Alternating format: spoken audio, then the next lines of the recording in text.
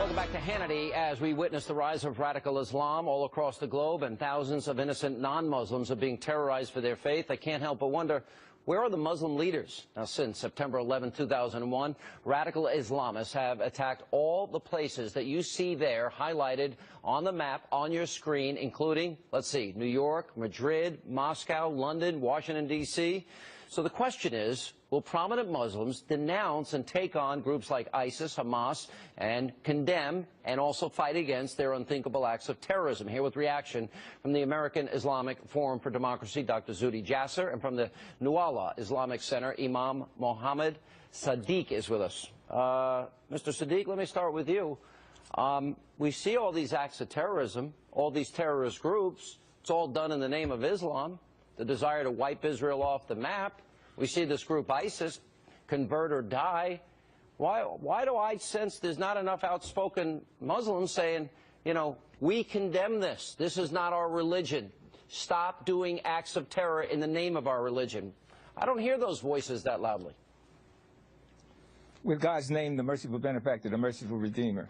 First of all, Sean, believe me, we have yelled as loud as we can through a megaphone. Now, you own the television and you own the networks.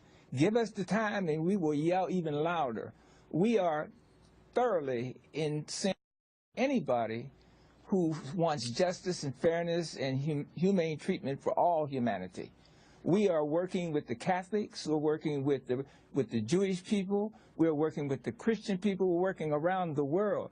And all we ask is those of you who have the facilities and have the television stations, the radio station, give us a forum, and you'll hear our voice so loud that it'll stop it immediately. Mr. Sadiq, yes. I appreciate. So you agree with me? Hamas, Hezbollah, ISIS, the Muslim Brotherhood, Al-Qaeda, ISIL, the Islamic Jihad. You agree with me? They're all terror groups, right?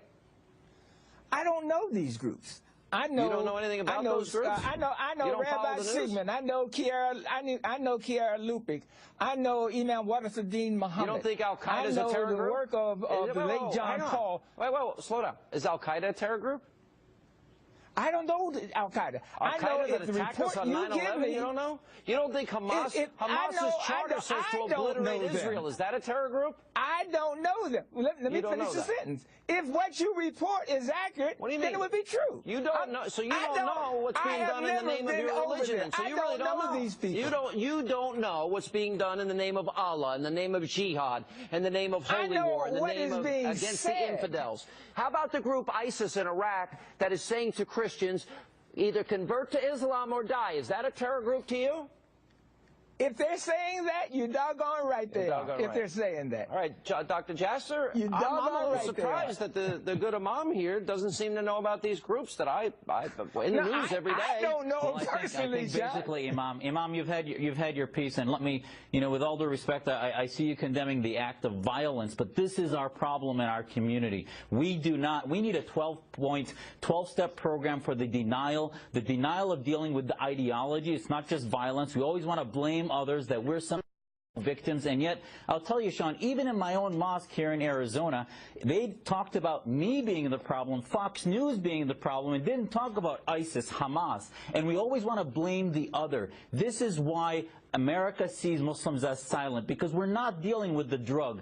The gateway drug of ISIS is not their violence. It's the Islamic State, the fact that they want to implement a supremacist doctrine that we need to reform. And Imam Siddiqui, you need to be more forward on political Islam and the Sharia state being the pathology that's creating these monsters. Imam, let me ask you this question. Let me ask you this question.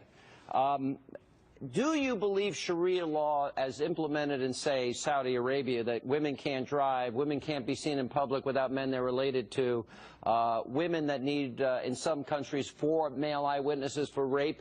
Does Sharia law bother you? First of all, Sharia law has to fit the time in which it's made.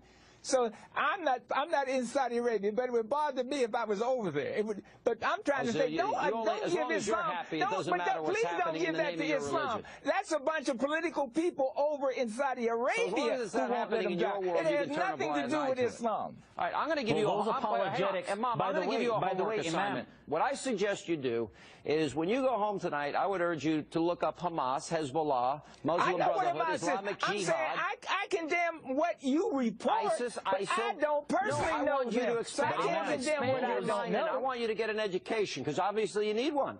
If you don't know what's happening in the name of your religion. I'm not going to condemn what I don't know, but I can condemn what you report.